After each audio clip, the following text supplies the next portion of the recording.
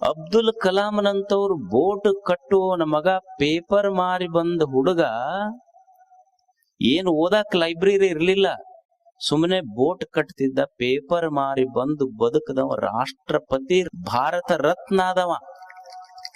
ನಮ್ ಮಕ್ಕಳಿಗೆ ಓದಾಕ ಒಂದು ರೂಮ ಕಟ್ಟಿ ಕೊಟ್ಟಿವಿ, ಎಲ್ಲಾ ಮಾಡಿ ಕೊಟ್ಟಿವಿ, ಬೇಕಾದಾಗ ಚಹಾ ಕೊಡ್ತೀವಿ, ಟಿಫಿನ್ ಕೊಡ್ತೀವಿ.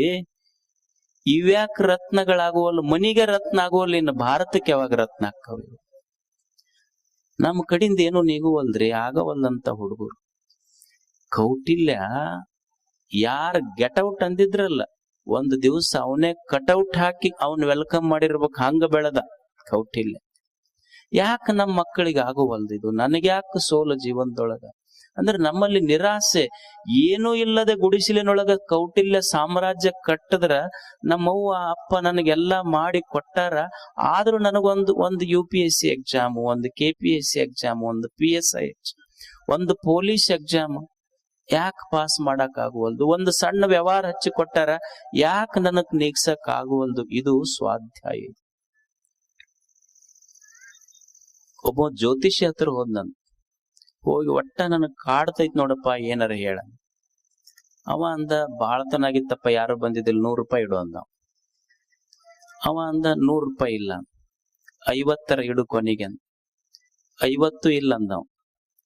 25 ಇಡು ಮರಯ, ಬೋಣಿಗೆ ಐತಿದು ಅಂತ. ನಮ್ದ ಬಗೋಣ್ಯಾಗ ಏನ್, 25 ಇಡು ಅಂತ. 25 ಇಲ್ಲ, 10 ಇಡು ಕೊನೆಗೆ ಹೇಳ್ತೀನಿ ಅಂದವ. ಇಲ್ಲ ಅಂದ. 1 ರೂಪಾಯಿ ಇಟ್ಬಿಡು ಮರ, ಹೇಳ್ತೀನಿ ಅಂದ. 1 ಇಲ್ಲ ಅಂದ. ನೀವ್ ಹೋಗ್, ನಿಮ್ಮಂತವ್ರಿಗೆ ಶನಿನೂ ಏನು ಮಾಡಕ್ಕಾಗಲ್ಲ, ಹೋಗ್ ನೀ ಸುಮ್ಮ. ತುಜಾ ಶನಿ ಬಿ ಕುಚ್ ಬೆಗಡ್ಯಾಗ ನೈತೇರ, ಏನು ಮಾಡಂಗಿಲ್ಲ, ಹೋಗಿ ಶನಿ ನಿನಗ. ನಮ್ಮಲ್ಲಿ ಯಾಕೆ ನಿರುತ್ಸಾಹ ಬಂತು? ಈಗ ತಾಯಂದಿರು ಇರ್ತಾರ, ತಾಯಂದಿರು ನೀವ್ ನೋಡ್ರಿ ಮನ್ಯಾಗ, ಈಗ ನೀವು ಈ ಮಾತು ಕೇಳ್ತಿರಿಲ್ಲ, ಆಕಿ ಕಾಲ್ಗುಣದಿಂದ ಬಹಳ ಚಲೋ ಬೆಳೀತು ಮನಿ ಅಂತ ಅನ್ನೋದಿಲ್ಲ. ಏನ ಗುಣ ಕಾಲಾಗಿರ್ತೈತೆ, ಏನು ಪ್ರಿಂಟ್ ಮಾಡಿಸ್ಕೊಂಡು ಬಂದಿರ್ತಾರ ಎಲ್ಲರೂ ಹೋಗಿ ಪ್ರಿಂಟಿಂಗ್ ಪ್ರೆಸ್ನಾಗ. ಏನ ಕಾಲ್ಗುಣದಾಗ ಐತಂದ್ರೆ ಏನಿದರ ಅರ್ಥ? ಆಕಿ ಕಾಲ್ಗುಣದಿಂದ ಮನಿ ಬಹಳ ಬೆಳಿತಪ್ಪ. ಕಾಲಾಗಿರುವುದಿಲ್ಲ, ತಿಳ್ಕೊಂಡಿರ್ಬೇಕು. ಎದಕ್ ಮನಿ ಬೆಳೆದೈತಿ ಅಂದ್ರೆ ಕಾಲ್ಗುಣ ಅಂತ ನಾವ್ ಹೇಳ್ತೀವಿ, ಹಂಗಿರುವುದಿಲ್ಲ. ಆಕಿಗೆ ಗೊತ್ತಿರ್ತೈತಿ ಗಂಡ ಎಷ್ಟ್ ಇನ್ಕಮ್ ಐತಿ, ಎಷ್ಟ್ ಖರ್ಚು ಮಾಡಿಸ್ಬೇಕು, ಎಷ್ಟ್ ಖರ್ಚು ಮಾಡಿದ್ರ ನಾವಿಬ್ರು ದುಃಖ ಇಲ್ಲಾರ್ದಂಗ ಬದುಕ್ತಿವಿ. ಗಂಡನ ಕಡೆಯಿಂದ ಸಾಲ ಮಾಡಿಸಿಲ್ಲ, ಮನಿ ಸಂಸಾರ ನಡೆಸಿದ ಬಿಟ್ಟಿಲ್ಲ, ಮಂದಿಗೆ ಸಂಸಾರ ಹೆಂಗ ನಡೆಸ್ಯಾಳಂತ ತೋರ್ಸಿಲ್ಲ. ಅದನ್ನ ತಾನ ತನ್ನ ಮುಷ್ಟಿಗೆಯೊಳಗೆ ಹಿಡ್ಕೊಂಡು ಬಿಗಿಯಾಗಿ ಗಂಡಗ ಸಾಲ ಮಾಡಿಸ್ಲಾರ್ದಂಗ, ಇದ್ದಿದ್ದ ಖರ್ಚು ಮಾಡ್ಲಾರ್ದಂಗ ಮಾಡಿ ಮನಿ ಕಟ್ಟಾಳಲ್ಲ. ಕಾಲಾಗ ಗುಣ ಇರೋದಿಲ್ಲ, ಬಂದ ಕಾಲವನ್ನ ಅರಿತು ಬದುಕುವ ಗುಣಕ್ಕ ಕಾಲಗುಣ ಅಂತ. ಇವು ನಮ್ಮ ಏನ್ ಮಾಡ್ತಾವ ತಾಯಂದಿರು, ರಿಪಿ ಹಚ್ಚಿ ಅವಕ್ಕ ಒಂದು ಮನಿ ಕಟ್ಟಕ್ ಹೇಳ್ತಾವ. ಅವು ಇವ್ರು ಒತ್ತಾಯಕ್ ಮಾಡದ ಮನಿ ಕಟ್ತಾವ. ನಿನ್ ಕಡಿಂದ ಏನು ಆಗ್ಲಿಲ್ಲ, ಒಂದು ನೆಳ್ಳ ಮಾಡ್ಲಿಲ್ಲ, ಒಂದು ನೆಳ್ಳ ಗಿಡದ ಬುಡಕ್ ನಿಂತರ ನೆಳ ಸಿಗ್ತೈತೆ. ಏನ್ ಮನಿನ ಕಟ್ಟಬೇಕಂತೇನಿ. ಅವಕ್ ಬೆಳಿಗ್ಗೆ ಎದ್ದು ಕೂಡ್ಲೆ ಶುರು ಮಾಡ್ತಾರೆ, ನಿನ್ ಕಡಿಂದ ಒಂದು ನೆಳ್ಳ ಮಾಡಕ್ ಆಗ್ಲಿ. ಅವು ಕೇಳಿ ಮಳ್ಳಕ್ಕ ಒಟ್ಟ. ಇದು ನೆಳ್ಳ ಮಾಡಕ್ ಹೋಗಿ 50 ಲಕ್ಷ ಸಾಲ ಮಾಡ್ತದೆ. ಏನ್ ಸಾಲ ಮಾಡಿ ಅದು ತೀರ್ಸಕ್ ಆಗ್ಲಿಲ್ಲ, ಎಲ್ಲ 1 ಎಕರೆ ಹೊಲ ಮಾರ್ತು, ಇದ್ದಿದ್ ನೌಕರಿ ಪೆನ್ಷನ್ ಅಮೌಂಟ್ ಅದು ಇದು ಹಾಕ್ತು. ಇದು ಹೇಳ್ತೆ ಅಂತಿ ಮುಂದ, ಅಲ್ಲ ಒಟ್ಟ ಸಾಲದ್ದು ಅದು ಕಟ್ಟಾಕ, ತಿಂಗಳ ಕಟ್ಟದಕ್ಕ ಬಡ್ಡಿ ಕಟ್ಟದಕ್ಕ ನನ್ನ ಸ್ಯಾಲ್ರಿಗೆ ಹೊಂದಾಣಿಕೆ ಆಗುವಲ್ದು. ಅದಕ್ಕ ನಿಮಗ್ ಒಟ್ಟ ಬುದ್ಧಿ ಇಲ್ಲ, ಹೆಂಗ ಮಾಡ್ಬೇಕ ಅನ್ನೋದು ಗೊತ್ತಾಯಿಲ್ಲ, ತಾನ ಹೇಳಿ ಕಟ್ಸ. ಅಂದ್ರ ನಾವ್ ಎಷ್ಟೋ ಮಂದಿ ಮನಿ ಕಟ್ಟಿಸಿ ಮಂದಿಗೆ ಬಾಡಿಗೆ ಕೊಡ್ತೀವಿ, ಮತ್ ಅವ್ರ ಇರ್ಲಿ ಅಂತ. ಅದು ಎದಕ್ಕ? ಲೋನ್ ತುಂಬಕ್. ಮತ್ತ ನಾವ್ ಬಾಡಿಗೆ ಮನ್ಯಾಗ ಇರೋದು ಸಾಯ ಮಠ. ಅಂದ್ರ ಮನಿ ಕಟ್ಸಿದ್ ಎದಕ್ಕ? ಸಂತೋಷವಾಗಿರಕ. ಕಾಲಾಗಿರೋದಿಲ್ಲ ಗುಣ, ಕಾಲವನ್ನ ಅರಿತು ಬದುಕಬೇಕಾಗ್ತೈತೆ ಅಷ್ಟೆ. ಎಷ್ಟು ಸಾಲ ಮಾಡಿದ್ರೆ ಏನೈತಿ ಹೇಳ್ರಿ? ಸಾಲ ಮಾಡಿ ಸಂತೋಷವಾಗಿರಕ್ ಆಗ್ತೈತೇನೋ? ಮನುಷ್ಯ ಬಾಳ ಸಾಲ ಮಾಡಿ, ಒಬ್ಬ ಸಾಲ ಸಾಲ ಮಾಡಿದ್, ಅದು ರಾತ್ರಿ ಎಲ್ಲ ಟೆನ್ಷನ್, ಅದಕ್ ಸಾಲ ಐತ್ ಅಂತ. ರಾತ್ರಿ 12ಕ್ಕೆ ಎದ್ದು ಕುಂತ ತಕ್ಷಣ ಹೆಂಡ್ತಿ ಕೇಳಿದ್ಲು, ಯಾಕೆ ಎಷ್ಟು ಟೆನ್ಷನ್ ಮಾಡ್ಕೊಂತೀರಿ? ಇಲ್ಲ, ಬಾಳ ಸಾಲ ಆಗೈತಿ. ಅದಕ್ಕ ಟೆನ್ಷನ್ ಆಗಿ ಯಾರಿಗ್ ಕೊಡ್ಬೇಕು? ರಾತ್ರಿ 12ಕ್ಕೆ ಅವನ ಮುಂದಿನ ಮನೆಯವದಾನಲ್ಲ, ಅವನಿಗೆ ಕೊಡ್ಬೇಕಾಗೈತಿ. ಆ ಹೆಣ್ಮಗಳು ಹೋಗಿ ಕದ ಬಡ್ದು, ಈಗ ಸಾಲ ಕೊಟ್ಟನಂತಲ್ಲ, ಕೊಡಂಗಿಲ್ಲ ನಾವು. ಅಕಸ್ಮಾತ್ ನಾಳೆ ಕೇಳಾಕ್ ಬಂದ್ರ ನಿನ್ನ ಹೆಸರು ಬರ್ದಿಟ್ಟು ಮನಿಗೆ ಬಂದ್ಲು. ಈಗ ನೀವು ಆರಾಮ್ ನಿದ್ದೆ ಮಾಡು, ಅವ ಎದ್ದು ಅಡ್ಡಾಡ್ತಾನ.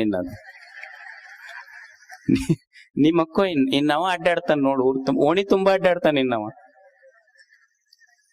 ಸಾಲ ಎಷ್ಟು ಮಾಡ್ಬೇಕಂದ್ರ ಮನುಷ್ಯ ಸಾಲ ನಾವು ತೀರಿಸುವಷ್ಟು ಮಾಡಬೇಕೆ ಹೊರತು ನಾವೇ ತೀರಿ ಹೋಗುವಷ್ಟು ಸಾಲ ಮಾಡಬಾರ್ದು. ಕಲಿಬೇಕು ಮನುಷ್ಯ.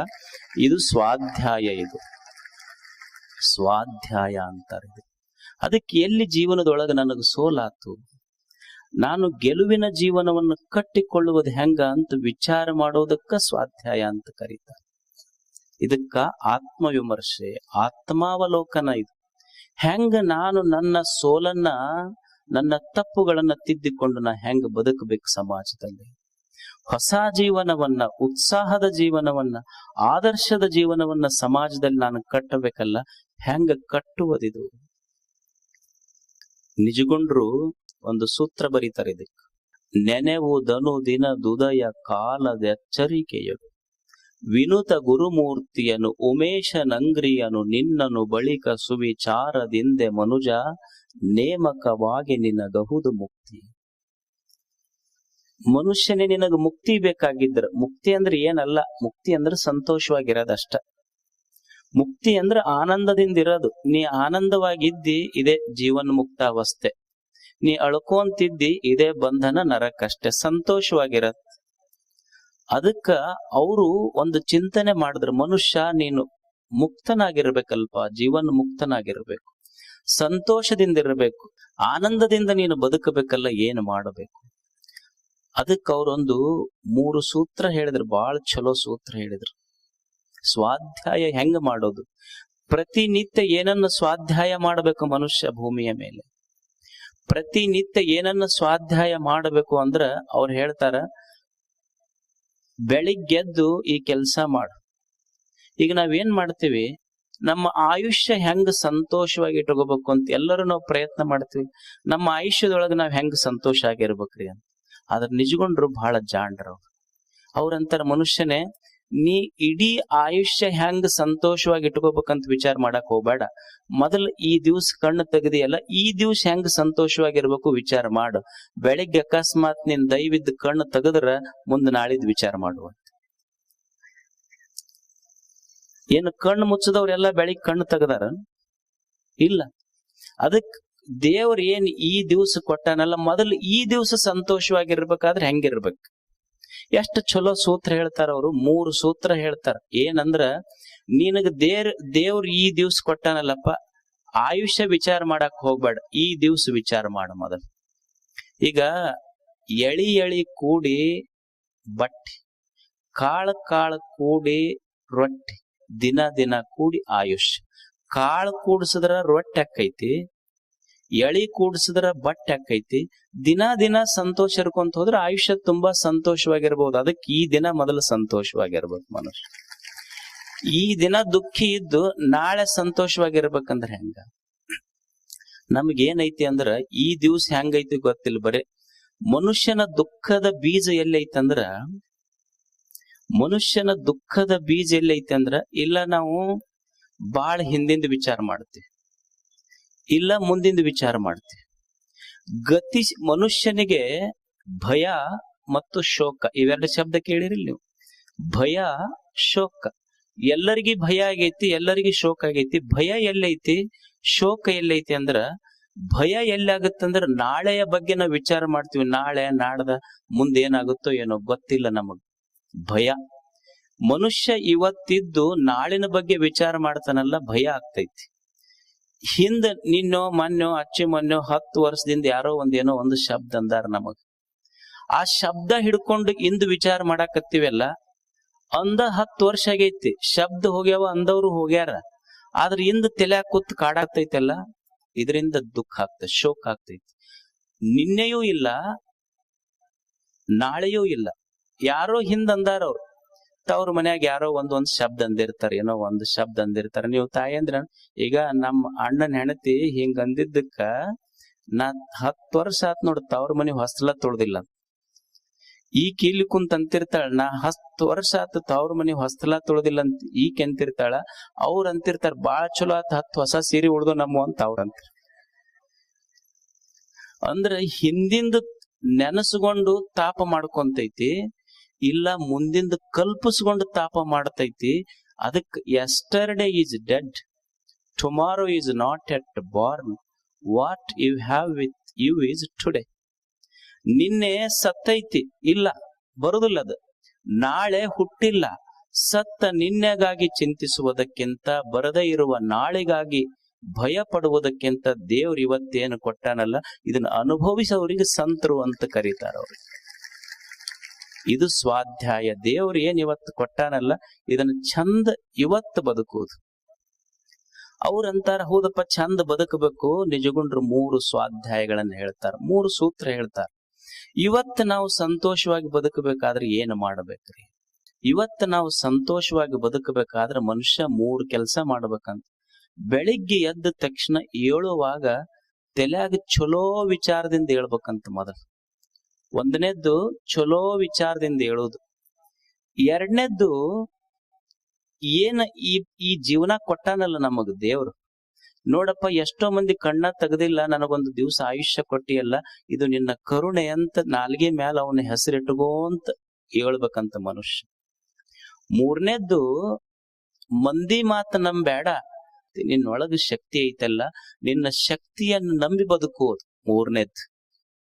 1ನೇದ್ದು ಚಲೋ ವಿಚಾರ ಇಟ್ಟುಕೊಂಡು ಹೇಳೋದು, ಇದಕ್ಕೆ ಜ್ಞಾನ ಸ್ವಾಧ್ಯಾಯ ಅಂತ ಕರೆದ್ರು. ನಾಲ್ಗೆ ಮ್ಯಾಲ ದೇವರ ಋಣಪ್ಪ ಅಂತ ಹೇಳ್ತೀವಲ್ಲ, ಅವನ ನಾಮಸ್ಮರಣೆ ಮಾಡ್ತೀವಲ್ಲ, ಮಂತ್ರ ಸ್ವಾಧ್ಯಾಯ. ಮತ್ತ ನಿನ್ನ ಬಗ್ಗೆ ನೀನು ನಿನ್ನ ಶಕ್ತಿಯ ಬಗ್ಗೆ don't under estimate your self. ನಿನ್ನ ಬಗ್ಗೆ ನೀ ಸಣ್ಣ ಕೀಳರಿಮೆ ಮಾಡಕ್ ಹೋಗ್ಬೇಡ, ನಾನು ಶಕ್ತಿವಂತ ಅಂತ ಭಾವಿಸು. ಇದು ಆತ್ಮ ಸ್ವಾಧ್ಯಾಯ. ಇವು 3 ಇರ್ಬೇಕು ಮನುಷ್ಯಾಗ. ಮೊದಲನೇದ್ದು ಏಳುವಾಗ ಬೆಳಿಗ್ಗೆ ಎದ್ದಾಗ ಚಲೋ ವಿಚಾರದಿಂದ ಮನುಷ್ಯ ಏಳಬೇಕು. ಏನು? ಮೊದಲು ಏಳುವಾಗ ಚಲೋ ವಿಚಾರ ಇರ್ಬೇಕು ನಮ್ ತಲೆಯಾಗ. ಚಲೋ ವಿಚಾರದಿಂದ ಮನುಷ್ಯ ಏಳ್ಬೇಕು. ನಮಗ್ ಹಂಗ ಆಗೋದಿಲ್ಲ. ಎದ್ದು ಕೂಡ್ಲೇನೆ ಯಾರ ಮನೆಗೆ ಏನು ಬೆಂಕಿ ಹಚ್ಚಬೇಕಂತ ಶುರು ಮಾಡ್ತೀವಿ. ಇಲ್ಲ ಎದ್ದು ಕೂಡ್ಲೆ ಅದೊಂದು ಮೊಬೈಲ್. ಕೆಲವು ಮಂದಿಗೆ ಎದ್ದು ಕೂಡ್ಲೇನೆ ಬೆಡ್ ಟೀ ಬೇಕು ಅವ್ರಿಗೆ. ಅದು ಎದ್ದು ಕೂಡ್ಲೆ ಬಾಯಿ ತೊಡ್ಕೊಳ್ಳೋ ಟೀ ಕುಡಿದ್ರೆ ಅದು ಬೆಡ್ ಟೀ ಆಗೋದಿಲ್ಲ, ನಿನಗೆ ಡೆಡ್ ಟೀ ಆಗುತ್ತಷ್ಟ. ಎದ್ದು ಕೂಡ್ಲೆ ಚುಟ್ಟ ಹಚ್ಕೋಬೇಕು, ಚುಟ್ಟ ಹಚ್ಕೊಳ್ಳಿಲ್ಲ ಅಂದ್ರೆ ಎಲ್ಲಿ ಹೋಗೋದಿಲ್ಲ ಮಾತು. ಅಂದ್ರೆ ಇದು ನಮ್ಮದಿದು. ಅವ್ರ ಏನಂತಾರ ಅಂದ್ರೆ ಎದ್ದು ಕೂಡ್ಲೆ ಬೆಳಿಗ್ಗೆ ಎದ್ದಾಗ ಚಲೋ ವಿಚಾರದಿಂದ ಹೇಳೋ ಮನುಷ್ಯನೇ. ಯಾರು ನಮ್ಮ ಮನೆಗೆ ಭಿಕ್ಷುಕರು ಬರ್ತಾರೆ ಇಲ್ಲಿ ಬೆಳಿಗ್ಗೆ ಹುಡುಗರು, ಅವ್ರ ತಟ್ಟಿ ಹೆಂಗಿರ್ತೈತಿ? ಖಾಲಿ ತಟ್ಟಿ ಇರ್ತೈತಿ. ಯಾರು ಭಿಕ್ಷುಕರು ಅಂದ್ರ ಬೆಳಿಗ್ಗೆ ಎದ್ದಾಗ ಯಾರ ತಟ್ಟೆಯೊಳಗ ರೊಟ್ಟಿ ಇಲ್ಲ ಅವ್ರ ಭಿಕ್ಷುಕರಲ್ಲ. ಬೆಳಿಗ್ಗೆ ಎದ್ದಾಗ ಯಾರ ತಲೆಯಾಗ ಚಲೋ ವಿಚಾರ ಬಂದಿಲ್ಲ ಅವ್ರು ನಿಜವಾದ ಭಿಕ್ಷುಕರು. ಬೆಳಿಗ್ಗೆ ಏಳುವಾಗ ಚಲೋ ವಿಚಾರದಿಂದ ಹೇಳ ಮನುಷ್ಯನೇ. ಚಲೋ ವಿಚಾರ ಬೇಕಾಗತ್ತೆ. ನಾವ್ ಅದನ್ನ ಮಾಡೋದಿಲ್ಲ. ಊರು ಸುದ್ದಿ ಮಾತಾಡ್ಕೊಂತ ಕುಂದಿರ್ತೀವಿ. ಎದ್ದ ತಕ್ಷಣ 3 ಜನ ರೈಲ್ವೆ ಸ್ಟೇಷನ್ ನಾಗ ಕುಂತಿದ್ರ. ಅವ್ರು 3 ಮಂದಿ ಊರ್ ಸುದ್ದಿನ ಮಾತಾಡೋರೆಲ್ಲ. ಏನು ಟ್ರೇನ್ ಬಂದು ಬಿಟ್ಟತ್ ಟ್ರೇನ್ ಆಗಲಿ. ಅವಾಗ ಒಬ್ಬನಿಗೆ ಎಚ್ಚಾತು, ಟ್ರೇನ್ ಬಿಡಕತ್ತೈತಿ ನಡ್ರಿ ಅಂತ ಓಡಿದ್ರು 3. ಓಡಿ ಓಡಿ ಓಡಿ ಹತ್ತದ್ರು. ಕೊನೆಗೆ 2 ಸಿಕ್ತದ ಟ್ರೇನ್, ಒಬ್ಬನಿಗೆ ಸಿಗ್ಲಿಲ್ಲ. ಇವ ಸ್ವಲ್ಪ ಅಲ್ಲೇ ಅಳ್ಕೊಂತ ನಿಂತ. ಅವ ಕೂಲಿಗಳಿರ್ತಾರಲ್ಲ, ಅವ ಬಂದ, ಯಾಕ್ರಿ ಯಾಕೆ ಅಳಕತ್ತೀರಿ? ಯಾಕೆ ಅಳ್ತೀರಿ ಬಿಡ್ರಿ, ಕೊನೆಗೆ ನಿಮ್ 2 ಫ್ರೆಂಡ್ಸ್ಗರೆ ಸಿಕ್ತಲ್ ಟ್ರೇನ್, ಅವ್ರ ಹತ್ಕೊಂಡು ಹೋದ್ರಂತ. ಅವ ಅಂದ, ಇಲ್ಲೋ ಅವ್ರು ನನಗ್ ಕಳ್ಸಾಕ್ ಬಂದವ್ರು ಹೋಗ್ಬೇಕಾದದ್ ನಾನಂದ. ಕಳ್ಸಾಕ್ ಬಂದವ್ರು ಹತ್ಕೊಂಡು ಹೋಗ್ಯಾರ, ಹೋಗ್ಬೇಕಾದವನಿಗೆ ಸಿಗಲಿಲ್ಲದ ಟ್ರೇನ್. ಅವಕರ ಗೊತ್ತಾಗಬಾರ್ದ ಇವನಿಗೆ ಹತ್ತಿಸ್ಬೇಕಂತ. ನಮ್ಮ ವಿಚಾರಗಳಲ್ಲಿ ಬೆಳಿಗ್ಗೆದ್ದು ಚಲೋ ವಿಚಾರ ಇರ್ಬೇಕು ತಲೆಯಾಗ. ಒಬ್ಬ ಸಾಮಾನ್ಯನಿಗೂ ಮತ್ತು ಸಂತನಿಗೂ ಏನು ವ್ಯತ್ಯಾಸ ಅಂದ್ರ, ನಮಗೇನು ಶಾಸ್ತ್ರ ಓದಿ ತಿಳ್ಕೊಬೇಕಂತಿಲ್ಲ. ಯಾರಿಗೆ ದೊಡ್ಡವ್ರು ಅನ್ಬೇಕು, ಯಾರಿಗೆ ಸಣ್ಣವ್ರು ಅನ್ಬೇಕಂದ್ರೆ ಶಾಸ್ತ್ರ ಬೇಕಿಲ್ಲ. ನಿಮಗೊಂದು ಸ್ಮಾಲ್ ಕ್ಲಾರಿಫಿಕೇಶನ್ ಕೊಡ್ತೀನಿ ಅಷ್ಟೆ. ಏನ್ರಿ, ಹೆಂಗ್ ಡಿಫ್ರೆನ್ಸಿಯೇಟ್, ಹೆಂಗ್ ಮಾಡೋದು, ಇವ್ರು ದೊಡ್ಡವರು, ಇವ್ರು ಸಣ್ಣವರು, ಇವ್ರು ಸಂತರು, ಸಾಮಾನ್ಯರು ಅಂತ ಹೆಂಗ್ ಡಿಫ್ರೆನ್ಸಿಯೇಟ್ ಮಾಡೋದ್ರಿಗೆ ಗೊತ್ತ ಹಿಡಿಯೋದ್ ಹೆಂಗ ಅಂತ ತಿಳ್ಕೊಂಡ್ರ ಏನಿಲ್ಲ. ನಮ್ಮ ಕಾಲಾಗ ಬ್ರ್ಯಾಂಡೆಡ್ ಇರ್ತಾವ ಪಾದರಕ್ಷೆಗಳು, ಅವರು ಹಂಗಲ್ಲ. ಕಾಲಾಗ ಬ್ರ್ಯಾಂಡೆಡ್ ಹಾಕೊಂಡು ತಲಿ ಖಾಲಿ ಇರ್ತೈತಿ ನಮ್ಮದು. ಕಾಲಾಗ ಬ್ರ್ಯಾಂಡೆಡ್ ಪಾದರಕ್ಷೆ ಇರ್ತಾವ ನಮ್ಮ, ಅವ್ರಿಗೆ ತಲೆಯಾಗ ಬ್ರ್ಯಾಂಡೆಡ್ ವಿಚಾರಗಳಿರ್ತಾವ, ಅವ್ರು ದೊಡ್ಡವ್ರು ಆಗ್ತಾರ ಅಷ್ಟೇ. ನಮ್ಮ ಕಾಲಾಗ ಬ್ರ್ಯಾಂಡೆಡ್ ಹಾಕೊಳಕ್ ವಿಚಾರ ಮಾಡಿವಿ, ಅವ್ರ ತಲೆಯಾಗ ಬ್ರ್ಯಾಂಡೆಡ್ ಇರ್ಬೇಕಂತಾರಷ್ಟೆ. ಅದಕ್ಕೆ ಮನುಷ್ಯ ವಿಚಾರ ಮಾಡುವುದು, ಇದು ಸ್ವಾಧ್ಯಾಯ. ಮೊದಲನೇದ್ ಎದ್ದ ತಕ್ಷಣ ಚಲೋ ವಿಚಾರಗಳಿಂದ ಏಳಪ್ಪ. ಎರಡನೇದ್ದೇನಂದ್ರ ಎದ್ದೆಲ್ಲ ಒಂದ್ ಸ್ವಲ್ಪ ವಿಚಾರ ಮಾಡು. ನಿನಗ್ಯಾರು ಜನ್ಮ ಕೊಟ್ರಲ್ಲ, ನಿನಗ್ಯಾರು ಕಣ್ಣು ತೆಗಿಸಿ ನಿನ್ನ ತಟ್ಟಿಯೊಳಗ ಅನ್ನ ಇಟ್ಟನಲ್ಲ, ಅವನದೊಂದ್ ಸ್ವಲ್ಪ ನಾಮಸ್ಮರಣೆ ಮಾಡು. ಭಗವಂತನೇ ನನ್ನ ತಟ್ಟೆಯೊಳಗಿದ್ದ ಅನ್ನ, ಇದು ನಿನ್ನ ಋಣ ಅಂತ. ನನಗ ಕಣ್ಣು ತೆಗಿಸಿಯಲ್ಲ, ಇದು ನಿನ್ನ ಋಣ ಅಂತ ಒಂದ್ ಸ್ವಲ್ಪ ಕಣ್ಣು ತೆಗಿಸಿಯಲ್ಲ, ಇದು ನಿನ್ನ ಋಣ ಅಂತ ನಾಲ್ಗೆ ಮ್ಯಾಲ ಅವಂದು ಬರ್ಲಿ. ನೀವ್ ಅನ್ಬಹುದು, ಅಲ್ರಿ ಯಾಕೆ ನೆನಸ್ಬೇಕು ದೇವ್ರನರ? ನಾವು ದುಡಿಯೋರ್, ನಾವು ಬಿಡೋರ್, ನಾವ್ ಎಲ್ಲಾ ಮಾಡೋರ್, ನಾವ್ ಯಾಕೆ ಅವ್ನ್ ನೆನಸಿ ಯಾಕೆ ಉಣ್ಬೇಕು? ನಮ್ಮ ಹೊಲ, ನಮ್ಮ ಮನಿ, ನಾವು ಹೈನ ಉಣ್ಣಾಕತ್ತೀವಿ. ನಮ್ಮ ಆಕಳ ಹಾಲ ನಾವು ಉಣ್ಣಾಗ ನಾವ್ಯಾಕೆ ದೇವ್ರಿಗೆ ನೆನಸ್ಬೇಕು ಹೇಳ್ರಿ ಅಂತ ನೀವ್ ಅಂದ್ರ, ನೋಡಿ, ನೀವ್ ಆಕಳಿಗೆ ಏನ್ ಹಾಕಿರಿ? ಮುಸ್ರಿ ನೀರ್ ಕುಡಿಸಿರ ಅದಕ್ಕೆ. ಅಂದ್ರ ನಿಮ್ಮ ಮುಸ್ರಿ ನೀರ್ ಕುಡದ ಆಕಳ ನಿಮಗ ಮುಸ್ರಿ ನೀರ್ ಕುಡಿಸಿರಿ. ಆದ್ರ ಮುಸ್ರಿ ನೀರ್ ಕುಡದ ಆಕಳ, ನೀವು ಆಕಳ ತಟ್ಟ್ಯಾಗ ಮುಸ್ರಿ ನೀರ್ ಹಾಕಿರಿ. ಮುಸ್ರಿ ನೀರು ಕುಡ್ದ ಮೇಲೆ ಆಕಳ ನಿಮ್ಮ ತಟ್ಟ್ಯಾಗ ಹಾಲು ಹಾಕುವಂಗ ಮಾಡದವ ಯಾರಿದನ್ನ? ಅದಕ್ಕೆ ಅಕಸ್ಮಾತ್ ಆಕಳಿಗೆ ಹೇಳಿದ್ನಂದ್ರ, ನೋಡ್ ಅವ್ರು ಬಹಳ ಮೋಸಗಾರ ಅದಾರ, ಅವ್ರು ನಿನಗ್ ಮುಸ್ರಿ ಹಾಕ್ಯಾರಲ್ಲ, ಅವ್ರದು ನಿಂದು ಕೂಡ ಡಬಲ್ ಅವ್ರ ತಾಟ್ನ್ಯಾಗ ಹಾಕಂದಿದ್ರ ಸ್ವಲ್ಪ ವಿಚಾರ ಮಾಡ್ಬೇಕಲ್ಲ ಮನುಷ್ಯ. ಈಗ ನಿನ್ ಎದಿ ಐತಿ, ರಾತ್ರಿ ಮಕ್ಕೊಂಡಿ ರೆಸ್ಟ್ ಮಾಡಾಕತ್ತಿ, ಆದ್ರೂ ನಿನ್ ಎದಿ ಬಡ್ಯಾಕತ್ತೈತೆಲ್ಲ, ಬಡಸ್ದವ್ ಯಾರಿದನ್ನ? ಅಕಸ್ಮಾತ್ ಅವ ರೆಸ್ಟ್ ಮಾಡ್ಯಾನಂತ ನಿನ್ ಎದಿನೂ ಅಕಸ್ಮಾತ್ ಬಡ್ಯಾದ್ ಬಿಟ್ಟಿದ್ರ, I want to take rest, he will be rest in peace. Peace ಅನ್ನೋದು ಪೀಸ್ ಆಗಿ ಹೋಗಿತ್ತ. ಆಮೇಲೆ ನೀನು ಮಲ್ಕೊಂಡಾಗೂ ಸಹಿತ ನೀನು ಜೀವಂತ ಇರ್ಬೇಕಂತ ನಿನಗ್ ಗಾಳಿ ಹಾಕಕತ್ತಾನಲ್ಲ ದೇವ್ರ, ಮತ್ ಅವನ್ ನೆನಸ್ಲಾರ್ದೆ ಉಂಡ್ರೆ ಹೆಂಗ ಹೇಳು? ನೀನು ಮಲ್ಕೊಂಡಾಗ ನಿನ್ನ ಹೃದಯ ಬಡಸಕ್ ಹಚ್ಚಾನಾತ. ಅಕಸ್ಮಾತ್ ನಿನಗ ನೀ ಹೆಂಗ್ ರೆಸ್ಟ್ ಮಾಡ್ಬೇಕಂತಿ ಹಂಗ ನಿನ್ನ ಹೃದಯವು ರೆಸ್ಟ್ ಮಾಡಿದ್ರ, ಬೆಳಿಗ್ಗೆ ಮರುದಿವ್ಸ ಪೇಪರ್ನಾಗ ಏನ್ ಬರ್ತಿತ್ತು? ದುಃಖ ತಪ್ತ ಮಕ್ಕಳು, ಇವರ ಸಾವಿಗೆ ನಾವು ವಿಷಾದಿಸುತ್ತೇವೆ, ಇವರ ಸಂಪತ್ತನ್ನು ಆಸ್ವಾದಿಸುತ್ತೇವೆ. ಬರೆದಿರುವುದಿಲ್ಲ, ತಿಳ್ಕೊಬೇಕದನ್ನಷ್ಟ. ಇವರ ಸಾವಿಗೆ ವಿಷಾದಿಸುತ್ತೇವೆ ಅಂದ್ರ ಮುಂದೆ ಇವರು ಸಂಪತ್ತನ್ನು ಆಸ್ವಾದಿಸುತ್ತಾರೆ ಅಂತನ ಅರ್ಥದಷ್ಟ. ಇಟ್ಟವ್ ಯಾರಲ್ಲ. ಒಂದಿಷ್ಟು ಮನುಷ್ಯನಿಗೆ ಋಣ ಬೇಕಾಗ್ತೈತಿ. ಇಷ್ಟ ಋಣ ಇಲ್ಲದೆ ಬದುಕ್ಲಿಕ್ಕೆ ಆಗುದಿಲ್ಲ ಈ ಜಗತ್ತಿನಲ್ಲಿ. ಒಂದು ಹೂವ ಇರ್ತೈತಿ, ಎಲ್ಲೋ ಸಹ್ಯಾದ್ರಿಯ ಬೆಟ್ಟದಲ್ಲಿ ಬೆಳೆದ ಹೂವ, ಅದ್ರ ಮಗ್ಗಲು ಒಂದು 100 ಫೀಟ್ 50 ಫೀಟ್ ಎತ್ತರ ಒಂದು ಗಿಡ ಬೆಳೆದೈತಿ. ದೇವ್ರು ಒಂದು ಸಣ್ಣ ಬಳ್ಳಿ ಐತಿ, ಆ ಸಣ್ಣ ಬಳ್ಳ್ಯಾಗೂ ಒಂದು ಹೂ ಬೆಳೆದೈತಿ. ದೇವ್ರು 100 ಫೀಟ್ ಎತ್ತರದ ಗಿಡಕ್ಕೆ ಎಷ್ಟು ಗಾಳಿ ನೀರು ಬೆಳಕು ಬೇಕೋ, ಇದು ಏನು ಸಣ್ಣದೈತಂತ ಲಕ್ಷ್ಯ ಮಾಡಿಲ್ಲ, ಅದಕ್ಕೂ ನೀರು ಗಾಳಿ ಕೊಟ್ಟು ಬೆಳಕು ಕೊಟ್ಟಾನತ್. ಆ ಹೂವ ಹೇಳ್ತೈತಿ ದೇವರಿಗೆ, ಭಗವಂತನೇ ನಿನ್ನ ಕರುಣೆ ಎಷ್ಟು ದೊಡ್ಡದಂದ್ರೆ 100 ಫೀಟ್ ಎತ್ತರ ಬೆಳೆದ ಗಿಡಕ್ಕೆ ಅಷ್ಟೇ ಅನ್ನ ನೀರು ಕೊಟ್ಟಿಲ್ಲ, ನನ್ನಂತ ಸಣ್ಣ ಬಳ್ಳಿಗೂ ಕರುಣೆ ಇಟ್ಟು ಬೆಳಕ ಗಾಳಿ ನೀರು ಕೊಟ್ಟಿಯಲ್ಲ, ನನ್ನಲ್ಲಿ ಕೊಡಾಕೇನಿಲ್ಲ. ಈ ಬಳ್ಳಿಯೊಳಗೊಂದು ಹೂವ ಬೆಳೆದೈತಲ್ಲ, ನೀ ಕೊಟ್ಟಿದ್ದಕ್ಕೆ ನನ್ನ ಹೃದಯವೇ ಹೂವಾಗಿ ಅರಳೈತಿ, ಇದು ನಿನಗೆ ಅರ್ಪಣೆ ಮಾಡ್ತೀನಿ ಅಂತ ಬಳ್ಳಿ ಹೇಳ.